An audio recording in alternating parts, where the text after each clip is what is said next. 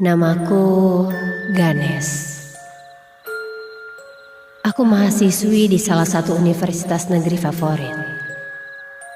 Dan malam ini aku akan berbagi pengalamanku yang benar-benar merubah cara pandangku tentang makhluk halus.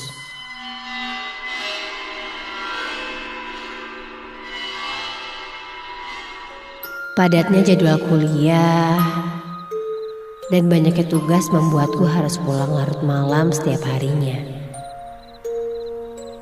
Biasanya, sehabis aku mengerjakan tugas bersama teman-teman, aku pulang sekitar jam 10 malam. Tapi, malam ini berbeda. Aku baru beres menyelesaikan tugasku jam setengah 12 malam.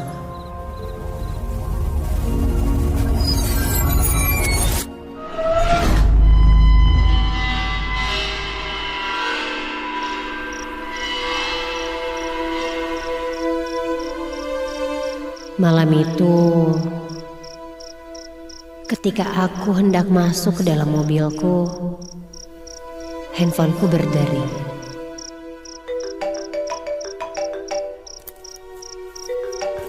Ternyata itu Dera, salah satu teman kelasku. Aku pun mengangkatnya. Iya, Der. Kenapa?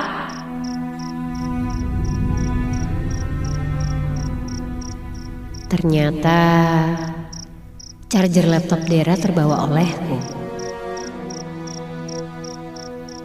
Karena dia sangat membutuhkan chargerannya, aku pun mau tak mau harus mengembalikannya dan langsung menuju kosan Dera.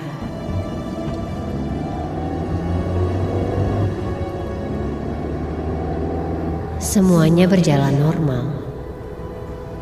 Aku menyusuri jalanan malam menggunakan mobilku menuju kosan Dera. Sampai akhirnya aku menyadari hal lain. Ternyata semakin malam, jalanan semakin sepi saat itu.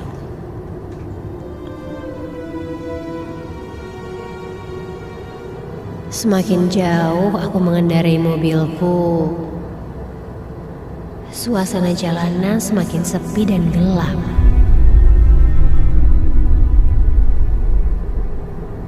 Hanya lampu jalanan saja yang menerangi perjalananku. Hingga akhirnya aku memasuki salah satu jalan gelap dan menikung tajam. Aku pun menurunkan kecepatanku untuk berhati-hati. Sampai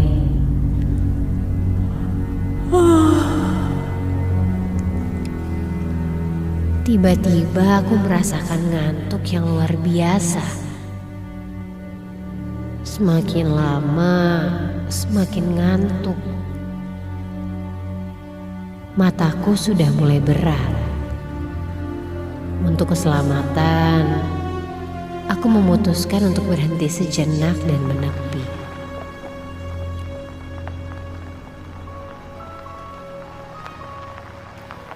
Sekedar untuk minum dan memasang playlist yang membuatku tidak mengantuk. Dan ketika aku sedang fokus memasang playlist di mobilku, astaga! Aku terkejut ketika ada yang tiba-tiba mengetuk kaca mobilku. Dan ketika kulihat, ternyata itu seorang nenek-nenek tua yang sepertinya sedang berjualan. Dia terlihat mengintip ke arah mobilku. Aku pun membuka jendela dan berkata, "Maaf, Nek, enggak dulu." dan langsung menutup kaca mobilku kembali. Sampai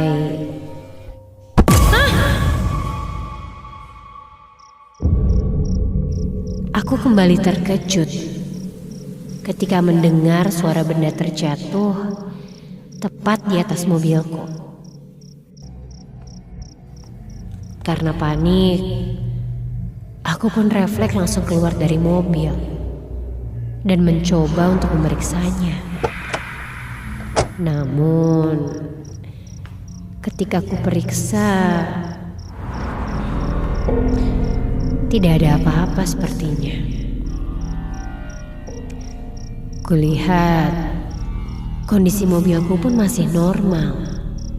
Tidak ada lecet sedikit pun. Aku sedikit terdiam dan heran. Karena tadi jelas sekali aku mendengar suara seperti benda berat terjatuh tepat di atas mobilku. Aku pun mencoba melihat ke sekitar. Dan sepi.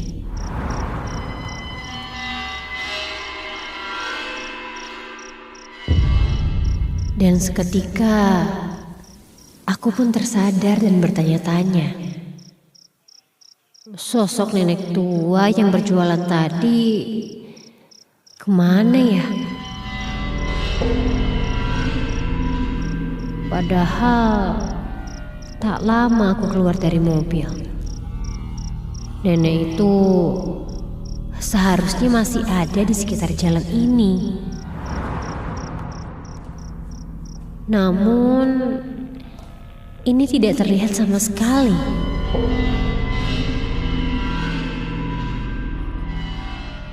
Tak lama dari itu, aku pun memutuskan untuk masuk ke dalam mobil dan melanjutkan perjalananku. Dan ketika baru saja aku masuk ke dalam mobil, begitu aku melihat ke depan, dari kejauhan kulihat bayangan orang-orang. Seperti orang-orang yang sedang berkumpul, dan sekitar 5 orang. Loh, kok tiba-tiba ada orang sih? Perasaan tadi sepi deh. Perasaanku mulai tidak enak. Aku takut mungkin saja mereka adalah pelaku begal atau orang jahat.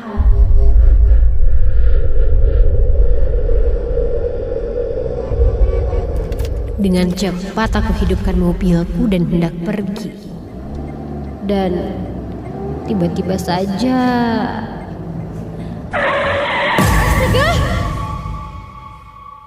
refleks aku mengerem mendadak karena orang-orang yang berkumpul tadi menghalangi jalanku. Woi, bosan hidup atau gimana sih? Teriakku kesal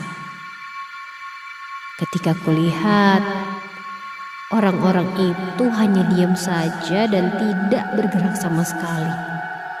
Dan seperti mematung. Aku pun mengedipkan lampu mobilku untuk memberikan isyarat bahwa mereka menghalangi jalanku. Namun, aneh sekali. Aku lihat kembali dan mencoba mensorot orang-orang itu dengan lampu mobilku. Dan ya Tuhan,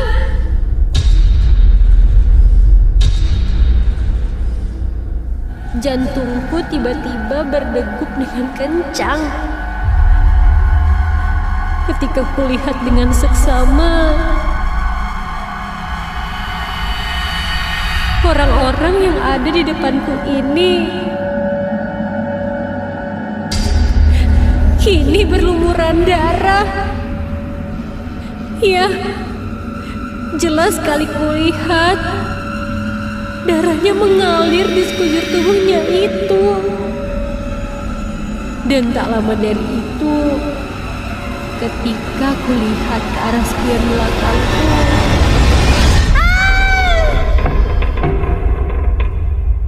astaga!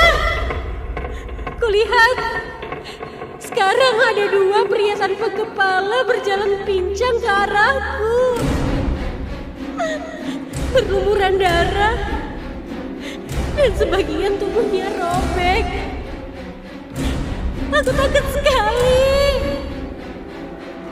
Melihat itu, aku pun langsung menancap gas mobilku dan terus menyetir tanpa melihat ke belakang.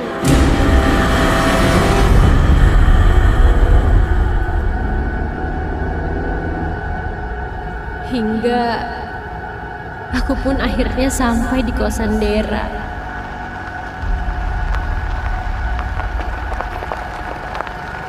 Dia bertanya aku kenapa, karena melihat mukaku yang sangat pucat. Aku pun menceritakannya pada Dera dan memutuskan untuk menginap saja di kosannya, karena sudah terlalu larut malam untuk pulang. Malam pun berlalu.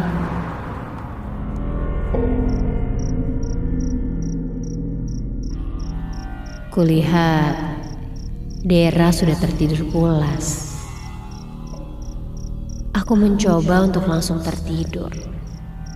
Namun hatiku mulai tidak tenang lagi. Aku berharap untuk tidak mengingat hal itu lagi. Sampai terdengar suara seperti cakaran. Dan terdengar suara isak tangis perempuan.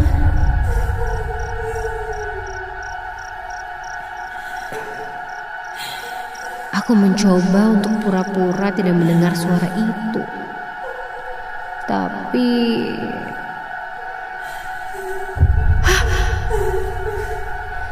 suara itu seakan memaksaku untuk menanggapinya.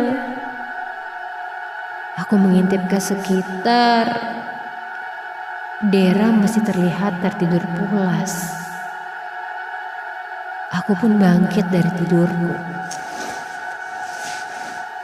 Melihat ke arah sekitar, mataku pun masih menerawang ke sekitar kamar. Dan astaga! Ketika kulihat ke arah depan pintu, kulihat berkumpul berjajar sosok-sosok yang tadi kulihat.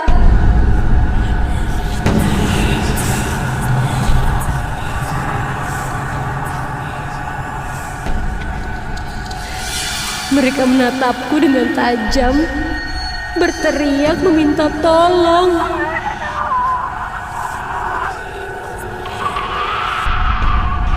Badanku mendadak menjadi kaku dan sulit untuk digerakkan. Aku hanya bisa terdiam melihat itu semua. Nafasku mulai sesak, dan aku pun tidak ingat apa-apa lagi.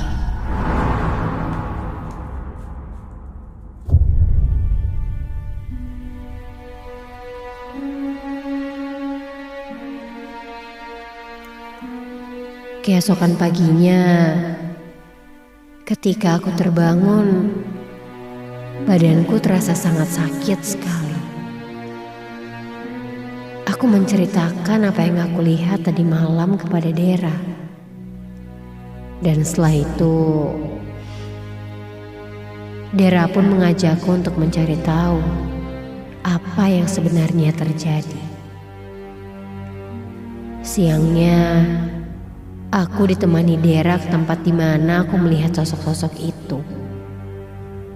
Dan di sana, kami bertemu dengan seorang petugas kebersihan yang berjaga. Dan ketika kami tanyakan, ternyata benar saja.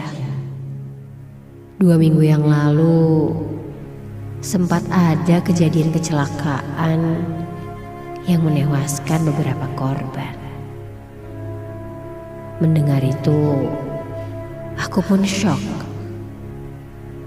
Apa mungkin yang aku lihat itu ada hubungannya dengan kejadian ini?